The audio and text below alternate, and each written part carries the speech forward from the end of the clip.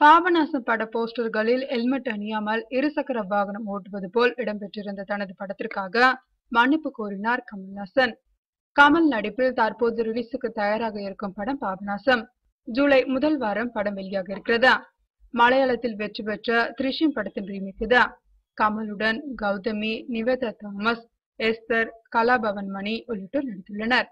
மலையாளத்தில் படத்தை இயக்கிய ஜீத்து ஜோசப் இப்படத்தையும் இயக்கியுள்ளார்.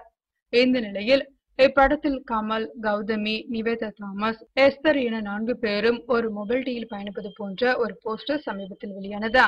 இந்த போஸ்டரில் ஹெல்மெட் அணியாமல் தான் நடித்ததற்காக கமல் மன்னிப்பு கேட்டுள்ளார். வரும் ஜூலை முதல் கட்டாய ஹெல்மெட் சட்டம் அமலுக்கு வர இருக்கிறது. இந்த நிலையில் தன்னுடைய படத்தில் இந்த மாதிரியான காட்சிகள் ஹெல்மெட் அணியாமல் நடித்ததற்காக வருந்துகிறேன் என்று கமல் தெரிவித்துள்ளார். இது குறித்து மேலும் அவர் கூறும்போது, இந்த பைக் காட்சியை நாங்கள் ரொம்ப நாளைக்கு முன்பே எடுத்துவிட்டோம். இருந்தாலும் இதை ஏற்றுக்கொள்ள முடியாதா? அந்த காட்சியில் கட்டாயம் ஹெல்மெட் அணிந்து நடித்திருக்க வேண்டும்.